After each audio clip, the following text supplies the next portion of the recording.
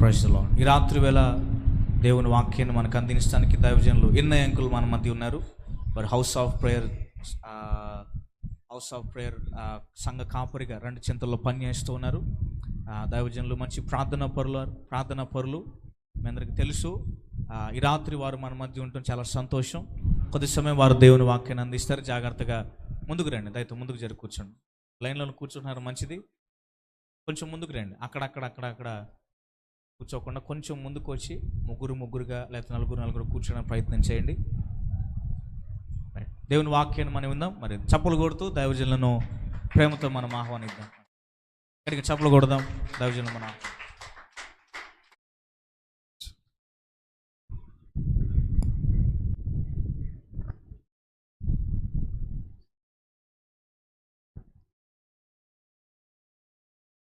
Praise రాలమ్మ. ముఖ్యంగా ప్రభు నామాన్ని బట్టి వందనాలు. ముఖ్యంగా పాస్టర్ గారిని బట్టి, ఆయనకి ఇచ్చిన సంఘాన్ని బట్టి, ఆయనకి ఇచ్చిన కొడుకుల కుటుంబాలను బట్టి, ఈరోజు నన్ను ఈ స్థలానికి తీసుకొచ్చిన దేవునికి వందనాలు. మీ అందరికి వందనాలు చెల్లిద్దాం. హల్లెలూయా. దేవునికి స్తోత్రాలు. చాలా త్వరలో వచ్చాను, కానీ ఈరోజు ప్రత్యేకంగా ప్రభు పాస్టర్ గారితో మాట్లాడబట్టి నన్ను ఇక్కడికి తీసుకొచ్చాడమ్మా. ప్రభు పాస్టర్ గారితో మాట్లాడబట్టి నన్ను ఇక్కడికి తీసుకొచ్చారు. దేవునికి మహిమలు ఘనతలు కలుగును గాక.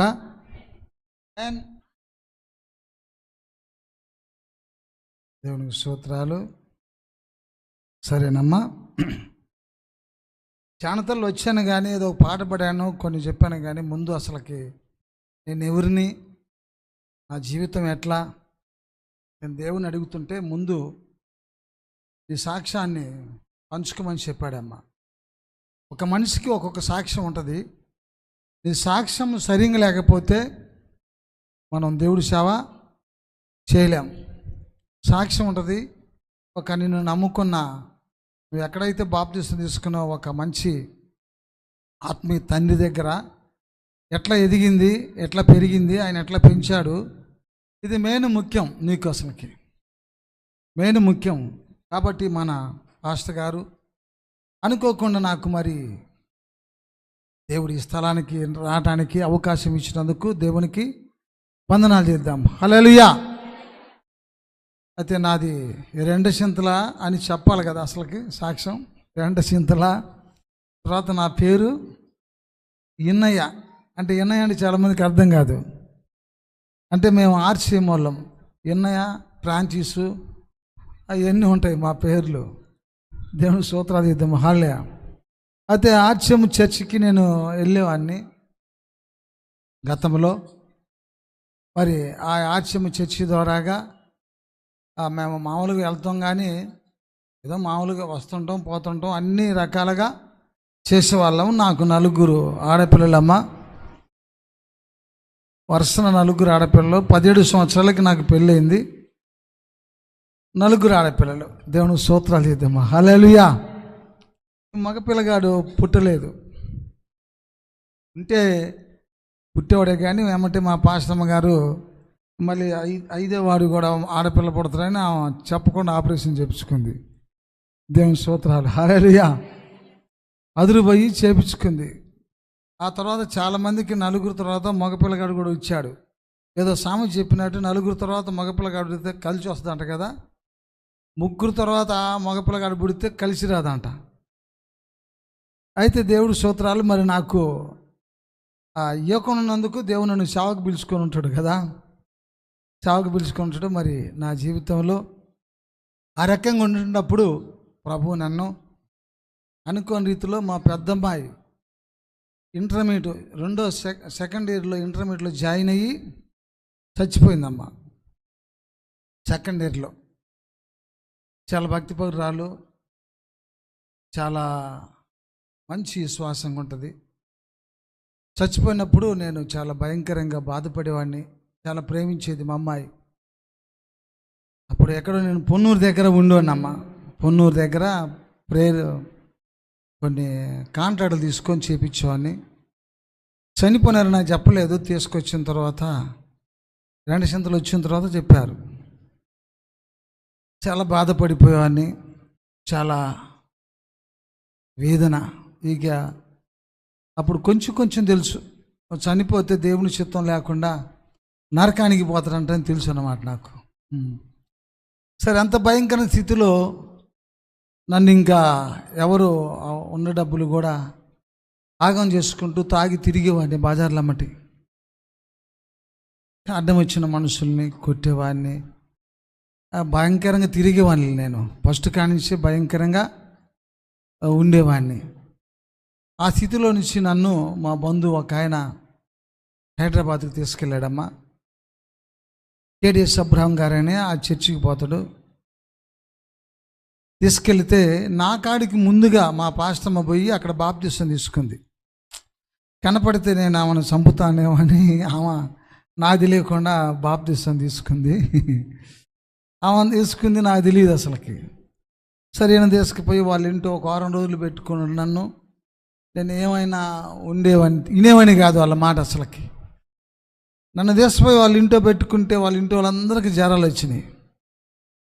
సరే, ఒక రాత్రి నేను మోకరించి ప్రభువుని అడిగాను, ప్రభువా, మా కూతురు నువ్వు తీసుకుపోయావా దెయ్యం తీసుకుపోయావా?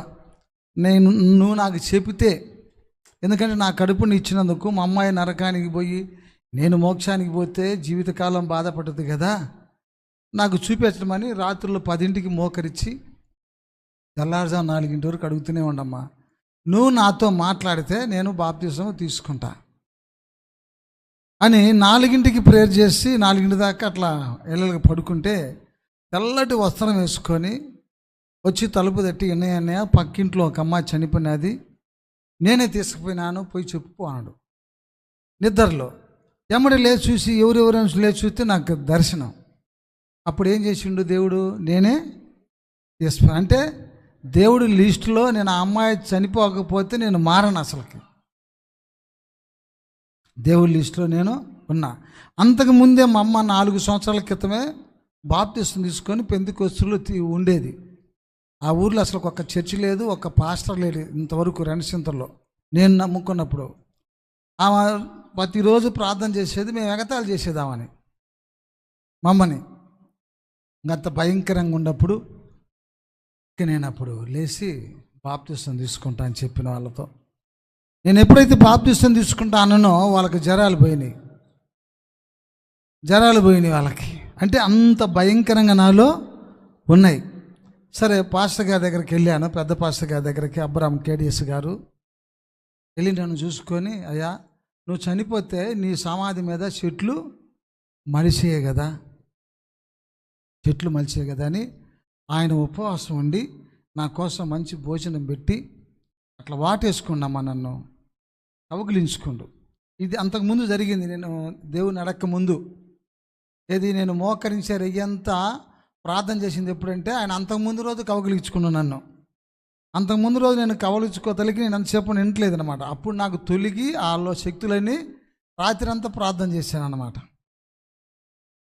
ఎప్పుడైతే ఒక దేవుని అభిషేకించిన దైవశాఖుడు కౌగిలించుకుండో ఆ దురాత్మ శక్తులు వెళ్ళిపోయినాయి. ఇక బాప్తిసం తీసుకుంటా అన్న. తెల్లారి పోయి బాప్తిసం తీసుకుంటే నా కాళ్ళు ఆ ట్యాంకులో దిగట్లా పైకి తేలాడుతున్నాయి. అట్లా అభిషేకం ఫోటో తీస్తుంటే ఫోటో బాల్ నాకు అసలుకి ఫోటో బాల్ లేదన్నమాట. అంత భయంకరమైన రీతిలో దేవుడు నన్ను అభిషేకించి బాప్తిసం తీసుకున్నా. మా బంధువు నన్ను తీసుకుపోయిన ఆయన అప్పుడు నెలకి 2000 పోస్ట్ ఆఫీస్లో కడితే 200, 5 సంవత్సరాలకి 16,000 వస్తాయమ్మా. అవి కట్టిన వచ్చేసాయి. ఈ 16,000 కూడా ఆయన కాడబెట్టి వాటొడ్డి ఇటొడ్డి సీటు కట్టి మొత్తం 40,000 వస్తాయి కట్టమని చెప్పాను. తీరా చనిపోయిన తర్వాత అంతకుముందు తెలుసు ఆయనకి, ఆయన దగ్గరోడే సీటు పాడుకుంది. ఆయన జాబ్ చేస్తారు. ఆయన ఎవరు, మా బంధువే, ఆయన గవర్నమెంట్ జాబు. అది సీటు పాడుకొని వెళ్ళిపోయినాడు. మరి నేనేం చేశాను అన్నాడమ్మా. ఒక దిక్కు అమ్మాయి చచ్చిపోయింది, కష్టపడి సంపాదించిన డబ్బులు లేవు. అప్పుడు ఆ పరిస్థితుల్లో మళ్ళీ ఏమైతే నేను తిరుగుబడతా. ఎంత బాధ అసలుకి. అది 95లో నమ్మ జరిగింది. భయంకరమైన నొప్పి, కడుపులు నొప్పి వచ్చి తట్టుకోలేకపోతే మా మరదలు ఉంది, నువ్వు బాధపడకాకు, మళ్ళీ అంతగా దేవుడు నీకు డబ్బులు ఇస్తాడంటే అవి సంపాదించారకనే నాకు ఆ వయసు వచ్చేసింది, నాకు డబ్బులు ఆడిస్తాడన్న నేను. దేవుని స్తోత్రాలు, హల్లెలూయా. ఇక డబ్బులేమి ఇస్తాడు దేవుడు అన్న నేను అసలుకి. సరే ఇక లాస్ట్ కండు పోతే పోయినాయిలే, లాస్ట్లో ఒక 5,000 ఇస్తానన్నదమ్మా. ఉన్నప్పుడు ఆయనకి నెలకు ₹1,00,000 జాబు, ఆ సీటు పాడుకున్నాను, ఆయన కాడ జాబ్ చేశాయన. దేవుని స్తోత్రాలు. ఇప్పుడు కీయలే ఆయన. దేవుని స్తోత్రాలు చేద్దాం, హల్లెలూయా. చూడమ్మా, ఇది యథార్థంగా బైబిల్ పట్టుకొని బలిపీఠం మీద చెప్తున్నమ్మా. ఇక అక్కడి నుంచి నన్ను ఆత్మీయంగా నడిపించిన కదా దేవుడు, ఆయన ద్వారాగా దేవుడు నన్ను దీవిస్తాడేమో అనుకున్నా. అక్కడి నుంచి వచ్చి ఉండే డబ్బులు ఖర్చు పెట్టుకొని రోజు ప్రార్థనలు పెట్టేది మా ఇంట్లో. ప్రతిరోజు ఇవి కూడా గాజేశాను, వండవి కూడా గాజేశాను. ఇక మరి మా ముగ్గురు, ఇంక తక్కిన ముగ్గురు ఆడపిల్లలు ఉన్నారు కదా, ఎంత భయంకరంగా బాధపడేవాళ్ళు. నాన్న డబ్బులని గాజేస్తున్నాడు, మా పెళ్ళి టైం వచ్చింది, ఏంది బాధ అని అంత భయంకరంగా. ముగ్గురు ఆడపిల్లలమ్మ, కన్నీరు గార్చి ప్రతిరోజు ప్రార్థన చేసేవాడిని. బాప్తిసం తీసుకున్నాక 2 సంవత్సరాలు పని చేయలేదమ్మా నేను అసలుకి. మా ఊరిలో ఒక్క పాస్టర్ లేడమ్మా.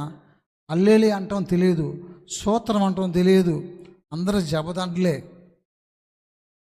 అసలు ఊర్లో ఒక్క పాస్టర్ లేడమ్మా. ఇప్పుడు ఆర్సెమ్ లూథరన్స్, ఇప్పుడు ఇంటికి ఒక పాస్టర్ అమ్మా, ఇంటికి ఒక్క లైన్ రమ్మా, ఇంటికి ఒక్క పాస్టర్ అయినరన్నమాట. పాస్టర్ అంటే చాలా తేలిక కదమ్మా. దేవుని స్తోత్రాలు చేద్దాం, హల్లెలూయా. కుప్పలుగా ఇప్పుడు ఆ దర్వాజకి పురుగు పడితే, ఒక పురుగు పడితే దాని కుప్పలు వస్తాయి. అట్లా కుప్పలు తేలుతుండ్రమ్మ ఇప్పుడు అసలుకి.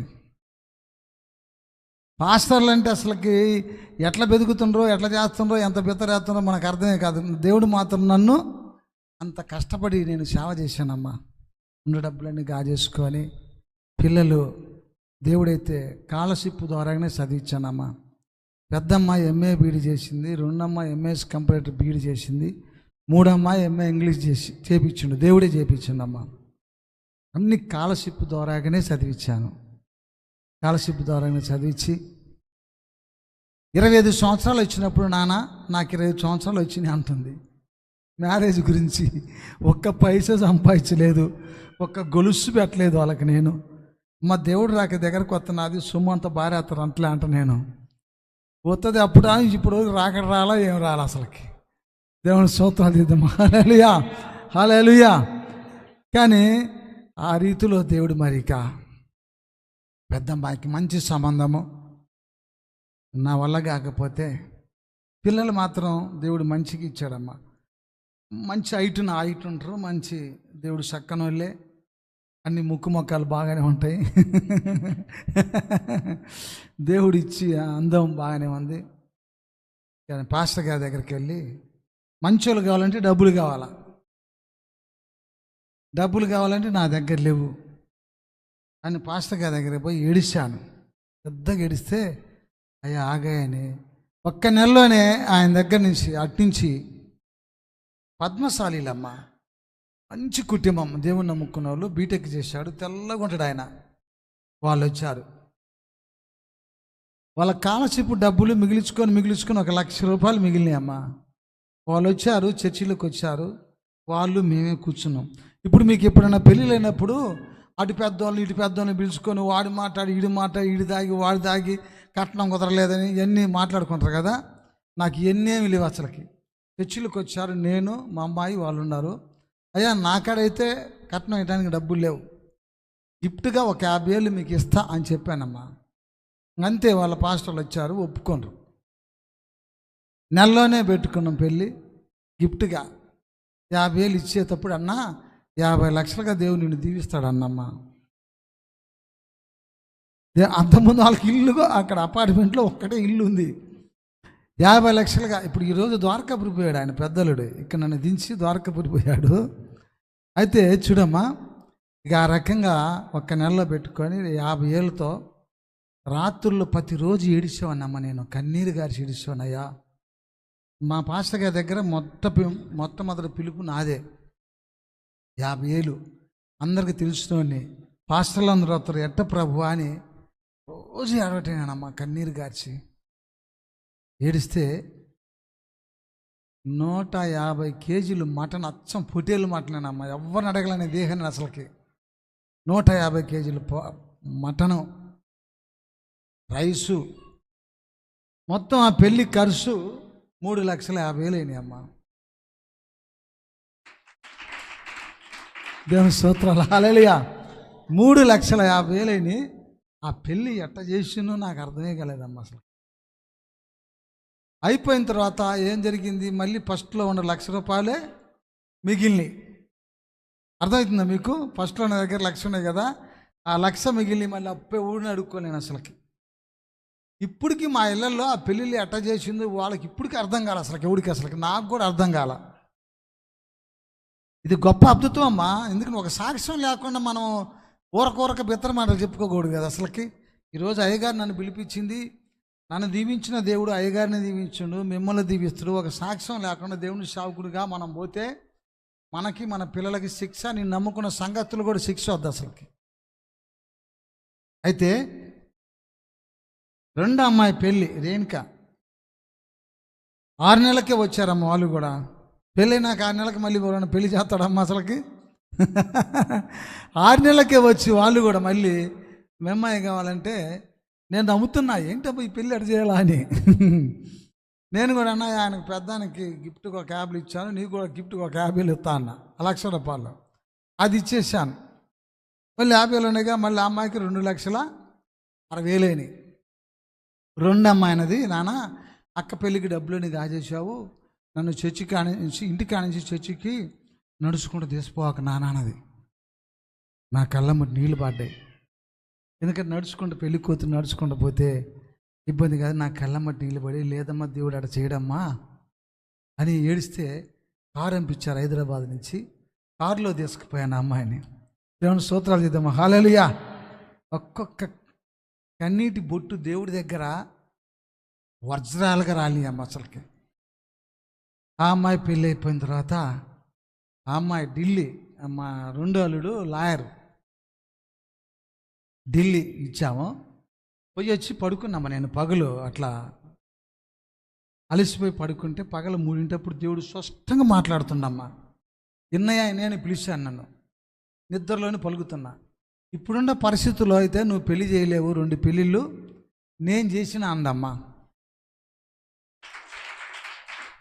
చూసావా, దేవుడు ఎప్పుడు మనల్ని మోసం చేయడమ్మా, నిన్ను ఎప్పుడు కూడా మోసం చేయడు. దేవుని సేవకులు కానీ మిమ్మల్ని కానీ ఎప్పుడు కూడా మోసం. నా సాక్ష్యం ఈ సంఘాన్ని తీస్తుంది, మిమ్మల్ని తీస్తుంది, పాస్టర్ గారు కొడుకులను ఆశీర్వాదకరంగా మారుతుందమ్మా. ఎందుకంటే వచ్చిన వాళ్ళు చాలా ధనులు అసలుకి. గబక్కుని లేచి కళ్ళమట్టి నీళ్ళు పెట్టి ఏడిశాను. ఇప్పుడున్న పరిస్థితుల్లో నువ్వు ఒక్క పెళ్లి చేయలేవు, 2 పెళ్ళిళ్ళు నేను చేసినానంటే, నేను చచ్చిపోయిన తర్వాత కూడా నా పిల్లల మనవలను కూడా ఆయన చూసుకుంటారు కదా. దేవుని స్తోత్రాలు చేద్దాం, హల్లెలూయా. అప్పుడు నాకు ఒక వాక్యం గుర్తొచ్చింది. దావీదు యుద్ధాలన్నీ గెలిచిన తర్వాత ప్రశాంతంగా కూర్చొని సైన్యాధిపతిని పిలిచి, నా దేశం ఎంత లెక్క ఉందో, నా సైనికులు ఎంత లెక్క ఉన్నారో, అసలు ఏంది నాకు ఇంతవరకు లెక్కది లేదు, నా ఆస్తి నా సైనికులు, పోయి లెక్కేసుకొని రాపో అని చెప్పిండు. వాక్యం జ్ఞాపకం వచ్చింది. వెంటనే సైన్యాధిపతి వచ్చి, నా ఏలినవారా, ఇదంతా దేవుడు దీవించింది కదా, నీకెందుకు ఈ ఆలోచన వచ్చినాది అన్నాడు. సైతాన్ ఆయనలో జరపడదు కదా, లెక్కేయాల్సిందే అన్నాడు. లెక్కేయాల్సిందే అన్నాడమ్మా. ఆ వాక్యం గుర్తొచ్చి నాకు కళ్ళమట్టి నీళ్ళు వచ్చినాయమ్మా. ఎవరన్నా పొరపాటున, అన్నయ్య నీ కూతురు గురించి అంత ప్రార్థన చేసిన నా కాడికి వచ్చిన అనుకో, మరి ఏందనుకున్నావు, నేను మోకరించి తెగ చేసిన అన్ననుకో, మహిమలు ఎవరికి వస్తాయి? దేవునికి రావు, నన్ను పొగినట్టు అయిద్దమ్మా. ఆ మాట కూడా నేను పొగడకుండా, అది కూడా నాకు గుర్తు చేసి చిన్న పొరపాటు చేయకుండా ముందుగా హెచ్చరించాడమ్మ నన్ను. తర్వాత దావీదు తిప్పలు ఏమైంది? దావీదు తిప్పలు నీకు తెలుసు కదా, దేవుని స్తోత్రాలు, హల్లెలూయా. కానీ ఎంత దేవుడు గొప్పోడంటే అమ్మా, తన బిడ్డల్ని ముందుగా జరగబోయే కూడా ఎవరైనా పొగినా కానీ చిన్న మాట కూడా జారుతున్నాయని నాకు బయలుపరిచాడు. భయంకరంగా గడిచానమ్మా. 3వ అమ్మాయి పెళ్ళి సంవత్సరానికి మళ్ళీ మళ్ళీ సంవత్సరానికి ఆ అమ్మాయిని కూడా దేవుడు ఇక్కడే పెళ్లి చేయించాడు. అదే ₹1,00,000 వాడికి కూడా ఇంత 50,000 ఇచ్చాను. దేవుని స్తోత్రాలు చేద్దాం. హల్లెలూయా. ఆ అమ్మాయికి కూడా అంతే 2,70,000 అయినాయి. ఇవన్నీ ఈ ముగ్గురు పెళ్ళిళ్ళకి 10,50,000 అయినాయి అమ్మ. కానీ ఒక్క పైసా అప్పు లేదు, మళ్ళీ ₹1,00,000 మిగిలినాయి. అసలు అర్థం కావట్లేదు. అసలుకై ₹1,00,000 తీసుకొచ్చి కొత్తపల్లి చర్చికి బేస్ మట్టం వేయించినమ్మా. దేవుని స్తోత్రాలు. హల్లెలూయా. ఇప్పటికి మా సంఘంలో పెద్ద పాస్టర్ గారి దగ్గర 200 మంది పాస్టర్లు ఉంటారు. అయ్యా నీ ఆశీర్వాదాలే నా కూతురికి పెళ్ళైన తర్వాత అక్కడ పాస్టర్లు కూతురికి కొడుకులకి మొత్తాలు పెళ్ళిళ్ళైనాయి అమ్మా. దేవుని స్తోత్రాలు చేద్దామా. హల్లెలూయా. ఆ దరిద్రాలే పోయినాయి అసలు వాళ్ళకి. ఆ పాస్టర్ గారు మ్యారేజ్ చేసుకోలేదమ్మా, అయిపోయి చేశాడు. ఎంత ప్రేమిస్తారంటే అంత పిలుపు నాకు, అంత అభిషేకం మా దేవుడు నాకు ఇచ్చింది. అందుకేనండి నీకు ఇచ్చిన అభిషేకము చాలా జాగ్రత్తగా నువ్వు ఉంచుకో, పోగొట్టుగా కనడు. అప్పుడు ఆమె ముగ్గురు పిల్లలు పెళ్ళిళ్ళు చేశాడు దేవుడు. మరి నాకు అయితే 4 ఆడపిల్ల కదా, మా పిల్లలకు కూడా ఆడపిల్ల పుడతారు అనుకుంటే లేదు. పెద్ద అమ్మాయికి ఒక కొడుకు ఒక కూతురు, 2 అమ్మాయికి ఒకతే కూతురు, 3 అమ్మాయికి 2 మగ పిల్లలు. దేవుని కొందనాలు చేద్దాం. హల్లెలూయా. చూడు ఆ తర్వాత అమ్మ మరి నా జీవితం అంతా కూడా సమస్యల్లో బాధల్లో కాపరికి ఎప్పుడు ఎదురు తిరగలేదమ్మా. పెద్ద పాస్టర్ గారికి నేను ఎప్పుడు ఎదురు తిరగల. మంచి ఆత్మీయుడు ఆయన. అసలుకి నేను రెండచింతల బయలులో వస్తున్నానంటే నేను ఎందుకు వస్తున్నాడో ఆయనకు తెలిసిపోద్దమ్మా. అక్కడ కూర్చోబెట్టి చర్చిలో ఒక మనిషిని నింపెత్తాడు ఎందుకు వచ్చినాడని. వాళ్ళ అందానికి వచ్చినాడని చెప్తే నేను ప్రార్థన చేస్తాను పొమ్మంటాడమ్మ. కలవను కూడా కలవడు. ఇంత దూరం నుంచి మనం పోతే నేను పొరపాటున గొనుక్కున్నాను ఆయన మీద, ఆయన తెలిసిపోద్ది. మనసులో గొనుక్కున్నా తెలిసిపోద్దమ్మా. అట్లా ఆత్మీయంగా నేను ఆయన దగ్గర ఎదిగి పెద్ద పిలుపయ్యా, నీకు ఇచ్చిన అభిషేకం వేరు, నువ్వు జాగ్రత్తగా వాడుకో. అన్న దగ్గర 200 మంది పాస్టర్లు ఉంటారు. మొట్టమొదట బాప్టిజం ట్యాంక్ తవ్విచ్చింది అదే. మొట్టమొదట చర్చ చేసింది రెంటచింతలేనమ్మా. దేవుని స్తోత్రాలు. హల్లెలూయా. మొట్టమొదటగా పెద్ద కొడుకుని నేనేనంట అక్కడ. దేవునికి వందనాలు. ఆయన మంచి ప్రవర్త కదమ్మా, అభిషేకించిన ప్రవర్త, ఆయన ఆశీర్వాదాలు. ఒకరోజు నా పుట్టినరోజు కొత్త పెళ్ళి వాళ్ళందరూ 37 పోయిన వ్యాన్లు వేసుకొని పోతే వీళ్ళందరినీ పిలిచి, అయ్యా ఇంతవరకు నా కింద ఎప్పుడు ఎదురు తిరగలేదు, మీరు గినక జాగ్రత్తగా పెరిగితే సంవత్సరం తిరగతలకి ఆయన ఇచ్చిన అభిషేకం, ఆయనకున్న అభిషేకం మీ అందరూ కొత్తదంటారమ్మా. వచ్చిన 2 నెలలకు ఒకటి తప్పిపోయిండమ్మా, గొర్రెలు ఎగిరిపోయిండు అసలుకి. దేవుని స్తోత్రాలు చేద్దాం. హల్లెలూయా. 2 నెలలకే గొర్రెలు ఎగిరి దురికిండి అవతల. ఎగిరి దురకంగా ఇప్పుడు మంద పోతుంటుంది. ఎగిరి దునికితే పక్కన ఏమైంది, బస్సో లారీ వచ్చి తొక్కిపోద్ది. దేవుని స్తోత్రాలు. హల్లెలూయా. కానీ అలాంటి అభిషేకం అయ్యా, మీరు జాగ్రత్త కదా అన్నమ్మా. ఎంత గొప్ప కార్యాలు చేసినట్టు నా అన్నదం రాగా. మరి నా కాడికి ముందు చనిపోయాడమ్మా. నా కాడికి ముందుగైనా చనిపోయాడు. చనిపోయే ముందు ఒక 2 నెలల ముందు నా పుట్టినరోజు చేసి, నా పుట్టినరోజు ఒక 37 పోతే 30,000 ఖర్చు పెట్టి ఆ పుట్టినరోజుకి నాకు చేశాడమ్మా. పెద్ద దండ తీసుకొచ్చి 2 దండలు నాతో మాట్లాడలేకలా మాట్లాడి ఫోటోలు తీసి ఆఖరి ఆశీర్వాదాలు అదే. అంత దీవెనలతో నన్ను ఆశీర్వదించి నా కాపరి చనిపోతానని దీవించాడమ్మా. అందుకనే నాకు ఇచ్చిన పిలుపు విషయంలో ఇంతవరకు ఆ పాస్టర్ గారి దగ్గర నేను ఎప్పుడు కూడా కోపపడి అసూయపడి లోపల కూడా కొనుక్కోలేదు. ఒక్క అబద్ధం కూడా ఆడలేదమ్మా. ఒక్క అబద్ధం కూడా నేను ఆయన విషయంలో ఆడలేదు. నా పిల్లలు కూడా అక్కడే పెరిగారమ్మా. కాబట్టి మరి అంత అభిషేకం ఏలియాకి ఎంత అభిషేకం ఉందమ్మా. తర్వాత ఆయన ఎనికిడుతుండడానికి ఎంత అభిషేకం ఉంది, అది దేవుని స్తోత్రాలు. మరి అన్నకి 9 కృపాలు ఉన్నాయంటే నాకు కూడా 14 అభిషేకాలు ఉన్నాయి అమ్మ. దేవుని స్తోత్రాలు. హల్లెలూయా. అందరి ముందు చెప్పాడమ్మా అన్న. 40 మంది అడవిలోకి పోతుంటే అందరి ముందు నన్ను పిలిచి ఇట్లా అన్నాడు. అందరి ముందు చూస్తున్నాగా. మొన్న వచ్చిన డేవిడ్ పాస్టర్ గారు కూడా వచ్చినాడు కదా, ఆయన ముందు కూడా పిలిచి అయ్యా ఇట్లా అన్నాడు. నన్ను పిలిచి ఒక చెయ్యి పట్టుకొని, అయ్యా దేవుడు నీతో ఒక మాట చెప్పమన్నాడు అన్నాడు. నీకంటయా నేను 3 తరాలకి ప్రవర్తన అంటయా నీతో చెప్పండమ్మా నన్ను అన్న 3 తరాలకి ప్రవర్తన అని చెప్పిండు నాతో. మరి వాళ్ళందరూ చాలామంది ఉండు, వాళ్ళకి చెప్పకుండా నాకు చెప్పమని చెప్పిండంట. తర్వాత మళ్ళీ నీకు ఇచ్చిన వరాలు ఏందంటే నువ్వు ఎక్కడికి వెళ్ళి పాటలు పాడినా ప్రార్థన చేసినా ఆ ప్రాంతంలో మంత్రశక్తులు ఎన్ని పని చేయమంటాయా దేవుడు నీకు ఇచ్చిన వరం అన్నాడమ్మా. అందరి ముందు చెప్పాడు దేవుని స్తోత్రాలు. చాలు కదా అభిషేకం. అసలుకి ఒక ప్రవర్త నా కాడికి పెద్ద పెద్ద దైవశాఖలు మన డేవిడ్ పాస్టర్ గారు సామానం కాదమ్మా, మంచి ప్రవర్త బ్రాహ్మణులు వాళ్ళు అసలు వచ్చిన వాళ్ళు, మంచి దైవశాఖుడు. కానీ నా పిలుపు ఆయనకి తెలుసు, నా పిలుపు ఆయనకి తెలుసు. మరి కాబట్టి ఈరోజు మరి దేవుడు మనకిచ్చిన ఈ మంచి కొంచెం అంత సాక్ష్యం చెప్పాలని చెప్పలేను, ఎందుకంటే కొంచెం నాకు ఇచ్చిన టైము తక్కువ. అయినా ముందు నేను సాక్ష్యం పంచుకున్న తర్వాత మీకు ఒక్క 5 నిమిషాల వాక్యం నేను పంచుకుందామని. తర్వాత ఇంకంతా దేవుడు నన్ను దీవించిండు, ఆశీర్వదించిండు. ఆ కొత్తపల్లి చర్చిలో దేవుడు మంచిగా మందిరాన్ని వేపించాడు, సంఘాన్ని అభివృద్ధి చేశాడు. ప్రస్తుతానికి ఒక 7 సార్ల సంఘాలు జరిపించుకుంటున్నామా దేవుని కొందనాలు. ఒకటే చెప్పాడమ్మా, నీ దగ్గర పెరిగిన వాళ్ళు నీ మాట వింటే వాళ్ళు నీ అంతా సేవకులు అవుతారనరమ్మా. నమ్మకస్తుల కోసం దేవుడు ఎదుగుతుండు, నమ్మకస్తుల కోసం. మరి అందుకనే మీ పాస్టర్ గారి దగ్గర ఎక్కడైతే మీరు రక్షణ పొందినరో సంఘానికి కాపరిని ఎప్పుడు బాధ కలిగించకుండా మీరు నమ్మకంగా ఎదిగితే ఆయనకి ఇచ్చిన వరాలు అభిషేకం ఖచ్చితంగా వస్తాయమ్మా, ఖచ్చితంగా మీకు వస్తాయి మీరు నమ్మితే. ఇంకా చాలా ఉండయి దేవుడు చేసాయి, చాలా మేళ్ళు ఉండయి. ఒక్క విషయం మీకు చెప్తామ్మా, దేవునికి స్తోత్రాలు. ఒకరోజు నేను భయంకరంగా ఏడిచి ప్రార్థన చేస్తున్నా, చాలా వేడుస్తున్నా. నేను ఉపవాసము ఉండలేను, ఎక్కడ వేరే పొన్నూరులో అందరు పాస్టర్ గారి దగ్గర 40 రోజులు ఉపవాసాలు చేస్తాను. స్టార్టింగ్ మొదలుపెట్టిండ్రు. నేను ఎక్కడ దూరం నేను ఏం చేయాలి ప్రభువా, ఎట్లా ఉండాలి, నేను ఉపవాసం ఎట్లా ఉండాలి, ఇక్కడ లేస్తే పొన్నూరు గుంటూరు తేనేలా తిరగాలి నేను బండి మీద.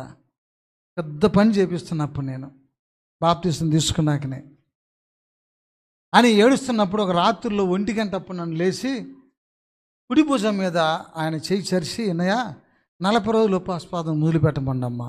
పడిలో తెరిచిండు, లేచుతే ఎవరు కానాలా. ఏంది ప్రభా నన్ను ఉపవాసం చేయమన్నామని చూస్తే ఎవరు కానలేదు, మొదలుపెట్టిన. అప్పట్లో ఎట్లా నేను చాలా హుషారుగా ఉండమ్మా, చాలా హుషారుగా ఉండేవాడిని నేను. అసలుకి అప్పట్లో తిండి తగ్గలేదు నాకు. ఒక్క పూటకే 1/2 కేజీ అన్నం తినేవాడిని అమ్మా. 1/2 కేజీ అంటే మీకు తెలుసునా ఎన్ని గిద్దెలు? 4 గిద్దెలు. మీరు ఎవరైనా ఒక గిద్దె అన్న తింటారా ఇప్పుడు? అసలుకి దేవుని స్తోత్రాలు చేద్దాం, హల్లెలూయా. 4 గిద్దెలు ఒక పూటకి తినేవాడిని, 2వ పూటకి మళ్ళీ 4 గిద్దెలు తినేవాడిని, 3వ పూటకి 4 గిద్దెలు తినేవాడిని. అంత హుషారుగా ఉండేవాడిని అమ్మ. మళ్ళీ పొట్ట గిట్ట రాదు. 3-4 కిలోమీటర్లు ఉరికేవాడిని అపరిమితంగా. మళ్ళీ మా ఊరిలో కొడతమే తెలుసు కానీ నేను తన్నించుకోలేదు మీ ఊరి చేత. అసలుకి అట్లా తిరిగాను నేను, అట్లా తిరిగాను. ఆ టైంలో దేవుని ఉపవాసం ఉన్నామన్నమ్మా. ఇంకా ఏడ్చుకుంటూ మొదలుపెట్టాను ఉపవాసం. అందులో నేను భోజనం ఎక్కడ ఫాదర్ దగ్గరే ఒక వంట వండుతాడు, ఆయనతో పాటు నేను కలిసి టేబుల్ మీద కూర్చొని భోజనం చేసుకోవాలా ఫాదర్ దగ్గరే. మరి ఎట్లా నేను సాయంత్రం నేను వచ్చినాక ఆయన అంతే ఉంటాడు. అసలు ఆ తిండి తెల్లవాళ్ళు తిండి అమ్మ, రాజభోగం అని తిండి అక్కడ ఎవడు తినలేము ఆయన దగ్గర తిండి. అసలుకి అంత మంచి తిండి, రోజు ఏదో ఒకటి తిండి అన్నీ ఉంటాయి అన్నమాట. అట్లాంటి టైంలో నేను ఉపవాసం ఉన్నామన్న మా దేవుడు. అసలుకి ఇప్పుడైతే ఏమైంది, తిండికి ఒక ఆశపడి ఎన్ని మానేస్తారు, నీ ఉపవాసం తర్వాత తగలబడ తర్వాత మనం తిందామని. తిండికి ఆశపడి అమ్మ ఈ తిండి ఆడ వదులుకుంటాంలే అని, తిండికి తిండి డబ్బులకు డబ్బులు, ఈ 2 జోబులు ఎండా కట్లు ఉండేమో నాకు డబ్బులు. అప్పుడు పని చేపించేటప్పుడు ఇంకా మొదలుపెట్టిన 3వ రోజుకే ముఖం కడుక్కుంటుంటే ఏలు పోవట్లేదమ్మా, నీరసం వస్తుంది. పెద్ద గడిచినాను. 40 రోజులు ఉండమన్నావు నాయన, నేను 3 రోజులు కొనలేకపోతున్నాను, నేనేట చేయాలి ప్రభు అని ఏడిచాను. దేవుని స్తోత్రాలు చేద్దాం. హల్లెలూయా.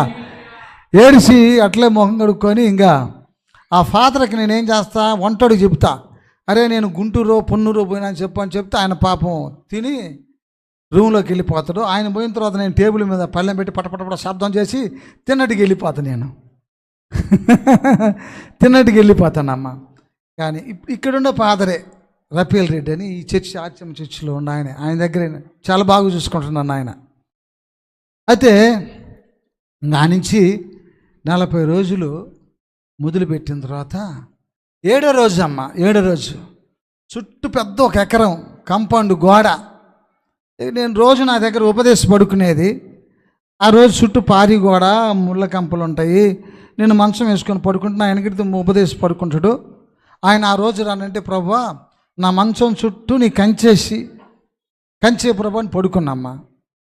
ఆడ కరెక్ట్గా 1 గంట అప్పుడు ఒక ఆడ మనిషి, తెల్లటి ఆడ మనిషి, చక్కని మనిషి అమ్మ వచ్చి నన్ను అట్లా ముట్టి లేపింది.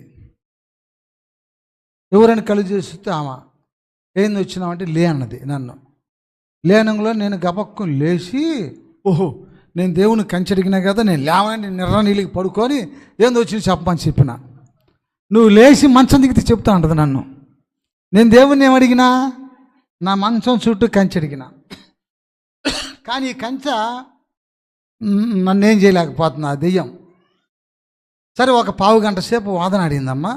ఫుత్ అన్నది వెళ్ళిపోయిందమ్మా. అసలుకి ఏదో బూతులు తిట్టి అంటే అప్పటికి నాకు 14 రోజు ఉపవాసం. అప్పటికి ఇంక లేచి మోకరించి ప్రార్థన చేశానమ్మా. అసలు ఎవరు ఈ మనిషి నేను తెల్లారి లేచి చూసి దేవుడు ఆడుతున్నా ఎక్కడెక్కడ ఉందని గుర్తు పెడితే, ఒకళ్ళు వేరే వాళ్ళు చక్కడిది మంచి వ్యాపారం చేస్తుంది, నన్ను చూసి తలకాయ ఉంచుకుందమ్మా. ఓహో నువ్వు ఆ దెయ్యమా అనుకున్నా. ఇక నా జోలు రాలేదమ్మా. అంటే 40 రోజుల ఉపవాస ప్రార్థనలో అది ఒక శోధన. దేవుని స్తోత్రాలు చేద్దాం. హల్లెలూయా. ఒక్కొక్క శోధనది జయించుకుంటూ 21 రోజు ఉపవాస ప్రార్థనలో నేను ఒక ఇంట్లో నుంచి వెళ్ళిపోతుంటే నన్ను ఆ వర్షము గొడుగు బ్యాటలైట్ ఎగిరి పడేసిందమ్మా దెయ్యం. నన్ను ఎగిరి పడేస్తే గడపని చూడు, గడప దీంట్లో గుద్దుకొని కోసుకుందమ్మా. ఎముకలు అన్నీ నొప్పులు, రక్తం కారుతుంది. రూమ్కి వెళ్ళి ఏడ్చుకుంటూ రక్తం కారుతున్నాగా నేను ఉన్నాయా అన్న ఇంక ఉపవాసం. నా చేత కదని ఏడిచిన గుడ్డాల ఏడిస్తే మళ్ళీ ప్రభు నా కుడి భోజనం జరిగి 40 రోజులు చేస్తే నా మహిమ నీకు ఇస్తానండమ్మా. దేవుని స్తోత్రాలు చేద్దాం. హల్లెలూయా. 40 రోజులు చేస్తే నా మహిమ ఇస్తానండమ్మా. అట్లా ఒక్కొక్క అంశాన్ని దేవుడు మాట్లాడినమ్మా. ఎందుకంటే ఈ అభిషేకం కంపల్సరిగా దేవుడు మీకు ఇస్తాడు, ఈ సంఘానికి ఇచ్చిండు కూడా దేవుడు. అసలుకి ఆమేన్. అసలుకి మరి పాస్టర్ గారు పిలవటం అంటే నాకు అర్థమే కాలే. అసలుకి ఏం చెప్పాలి ప్రభు అంటే, దేవుడు ముందు నేను ఎట్లా మాట్లాడినో అది చెప్పమని చెప్పిండు. లేకుండా ఇవన్నీ చెప్పుకొని నేను పాస్టర్ గారిని ఈరును సూర్యుని ఆడ జరిగిన ఈడ జరిగిన చెప్పటం ఎందుకు మనకు? అసలుకి కొంతమంది సాక్ష్యం లేకుండా నన్ను ఈడికి పొమ్మన్నాడు, ఆడికి పొమ్మన్నాడు, నేను పాస్టర్ గారు, నేను ఈరును సూర్యుని అంటారు. కొంతమంది ఓకనే పాటలు పాడతారు. ఇది కాదు నీ సాక్ష్యం. నీ సాక్ష్యం లేకుండా నువ్వు ఎక్కడా జయించలేవు. అసలుకి వెంటనే భుజం తట్టి నా వల్ల కాదా అంటే సరిసి 40 రోజులు చేయమని చెప్పిండమ్మా. రక్తం కారుకుంటూ మళ్ళీ తెల్లారి లేచి నాకు ఒకడు నీళ్లు తీసుకొచ్చాడు, బట్టలు ఉతికి ఇస్త్రీ చేసేవాడు, ఇవన్నీ సపరేట్గా ఉంటారు అన్నమాట. ఈ 40 రోజులు నేను ఇంకా చేయలేను చెప్పిండు కదా, మళ్ళీ అంతే చేసినమ్మా. ఎంత కష్టపడినంటే ఎంత ఏడిసిందంటేనమ్మా, ప్రతిరోజు నేను మోకాళ్ళ మీద ఉంటే 3 గంటలు నిడి మోకాళ్ళ మీద ఉండి నేను లేస్తే ఈ మోకాళ్ళు లేవమ్మా అంగళం లోతు గుంత పోతాయమ్మా. గుంత జనాసేపుడికి బోడతాయి. అసలుకి ఈ శవణ సుక్కలు లేవు. ప్రార్థన చేస్తుంటే కారితే తెల్లారి తుడిచినా పోవమ్మా సుక్కలు. అసలుకి అట్లా ప్రార్థన చేసి ఈరోజు మరి ఈ ఉపవాస ప్రార్థన గురించి చెప్పటమే గొప్ప బలం ఇస్తుందమ్మా మీకు. అసలుకి అంత అందుకని మీ పాస్టర్ గారు అంటాడు, మోకాళ్ళ ప్రార్థన వీరుడు అంటాడు అన్నమాట. అన్ని గంటల మోకాళ్ళ మీద ఉండి దేవుడితో నేను మాట్లాడుకునేవాడినమ్మా. అట్లా ప్రార్థన చేసి దేవుడు నన్ను గడిపించాడు. దేవుని స్తోత్రాలు చెల్లిద్దాము. హల్లెలూయా, హల్లెలూయా. ఆ రకంగా 35 రోజులు గడిచిన తర్వాత ఇంటికి వచ్చి ఇక నేను పిల్లలతో ప్రార్థన చేసుకుంటుంటే బాత్రూమ్కి వెళితే రక్తం పడిపోయిందమ్మా. వెంటనే పడిపోయినా ఇక నీ ఉపవాసం అయిపోతుంది సైతాన్ అంటుంది. కళ్ళు తెరవట్లా, ఓపిక లేదు. చిన్నమ్మాయి ఉంది, సైగ చేసి ప్రార్థన చేయమ్మా అన్నా నేను. ఆ అమ్మాయి అందరూ మోకరించి సైగ చేస్తే పెద్ద పావురం వలె దిగొచ్చి వాళ్ళ మీద నా మీద వాళ్తే అప్పుడు లేచినమ్మా నేను. స్పష్టంగా కనపడదమ్మా అసలుకి. అప్పుడు లేచి నాకు 2 కిలోమీటర్లు దొరికేంత హుషారు వచ్చేసిందమ్మా. అక్కడి నుంచి నేను ఇంకా హైదరాబాద్ వెళ్ళిపోయాను. ఇంకా నైట్ ఫాస్టింగ్ బ్రేక్లో చూడమ్మా, నైట్ ఫాస్టింగ్ బ్రేక్లో ఆ బ్రేక్ జరుగుతుంటేనే ఒక ఫోటోలు తీశారు. ఈ కణతలో నుంచి బ్లడ్ చిమ్మించి కొడుతుందమ్మా రక్తం. ఆ ఫోటో తీశారు. ప్రార్థన అంతా అయిపోయిన తర్వాత ఆ ఫోటోలోని వాడు ఫోటోలు ఇస్తే బ్లడ్ చిమ్మించి కొడుతుంటే వాడిని అడిగాం, ఇదేంది ఏమి నాది లేదయ్యా, ఫోటో తీసినప్పుడు పడుతున్నది అన్నాడు వాడు. అసలుకి ఈ ఫోటో తీసిపోయి పెద్ద పాస్టర్ గారికి చెబితే, అయ్యా దేవుని యొక్క రక్తపు ముద్దలు నీకు ధరింపజేసాడు అన్నాడమ్మా. అంటే చూడు, 40 రోజులు చేస్తే నా మహిమ ఇస్తాను కదా దేవుడు, అది గుర్తు.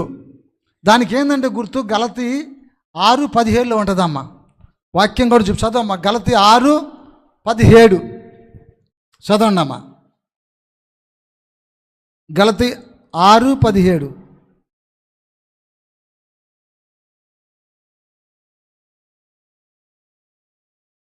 నేను యేసు యొక్క ముద్రలు నా శరీరమందు ధరించి ఉన్నాను, ఇక మీదట ఎవడును, అది దేవునికి స్తోత్రాలు చేద్దాము. హల్లెలూయా. ఏ సైతానైనా సరే, ఏ మంత్రశక్తులైనా సరే ఏమి చేయలేవమ్మా అసలుకి. అదే అభిషేకం కంపల్సరీగా మీకు. ఎందుకంటే దేవుడు స్పష్టంగా మాట్లాడి అది రక్తపు ముద్రలు ఇచ్చాడమ్మా. అది అన్నాడు. అప్పుడన్నా ఫోటో కట్టుకొని పెట్టుకో అన్నాడు. దేవుని స్తోత్రాలు చేద్దాం. హల్లెలూయా. ఉపవాసంలో 40 రోజుల ఉపవాసంలో అంత గొప్ప బలాన్ని నాకు ఇచ్చాడమ్మా. దేవునికి స్తోత్రాలు. మరి ఇంత గొప్ప సాక్ష్యాన్ని దేవుడు నాకు ఇచ్చి, అట్లనే సంవత్సరం తిరక్క తలికే కృపావరాల గురించి అడిగానమ్మా నేను. నీ 9 కృపావరాలు కావాలన్నా. ఒకరోజు ఇంతే, నువ్వు వాక్యం చదువుతుంటే కొరింథీయులు 1 కొరింథీయుల్లో 14 వచనంలో 2 వచనంలో ఉంటుంది, మీరు చదవద్దులేమా. భాషలతో మాట్లాడేవాడు దేవుడితో మాట్లాడుకుంటుండు, దేవుడికి అతనికే తెలుసు. ఇది సైతానికి కూడా అర్థం కాదంట, ఎవరికి అర్థం కాదంట. 21 రోజు ప్రార్థనలో మొదలుపెట్టి అదే అడుగుతున్నాను నేను. అదే అడుగుతున్నా అసలుకి. ఒక రాత్రి నాతో పాటు 3 ఉన్నారు. చేతన్న 12 అయింది. బలమైన గాలి కిటికీలోంచి ఇట్లా వీసి 3 పడేసిందమ్మా. వాళ్ళు కళ్ళు తెరిచి గజగజ వణికితే ఆ రూమ్ అంతా తెల్లంగా పడుతుందంట. అప్పుడు నా నాలుకని అట్లా తాకారమ్మా. అప్పుడు భాషల వరం ఇచ్చాడు దేవుడు నాకు. ఆమేన్. సాక్ష్యాలు చెప్పి నేను చెప్పిన నమ్మరు కదా, వాళ్ళు నాకు సాక్ష్యం ఉండవాలి నాకు. అప్పుడు వాళ్ళు కళ్ళు తెరి చూసి వణికిపోయినట్టు, ఇదేంటని అసలుకి. ఒక సాక్ష్యం లేకుండా దేవుడు ఏది కార్యము చేయడమ్మా. అప్పుడు భాషల వరం ఇచ్చాడు.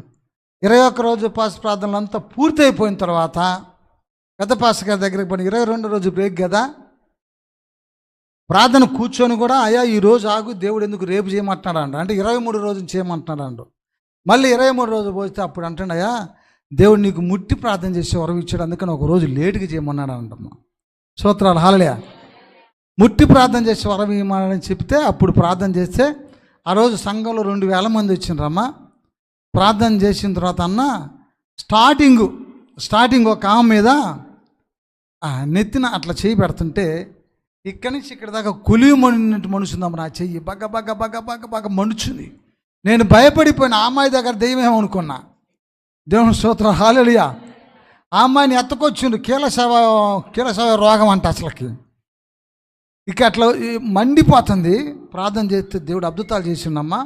అప్పుడు పెద్ద పాస్టర్ గారిని అడిగిన, ఏందన్న ఇట్లా మనుషున్నదంటే, ముట్టి ప్రార్థన చేసే వరం అంటే నువ్వు ఎవరైతే అట్లా చెయ్యి పెడతావో నీ చెయ్యి మీద దేవుని హస్తము ఉంటుంది అని చెప్పాడమ్మా.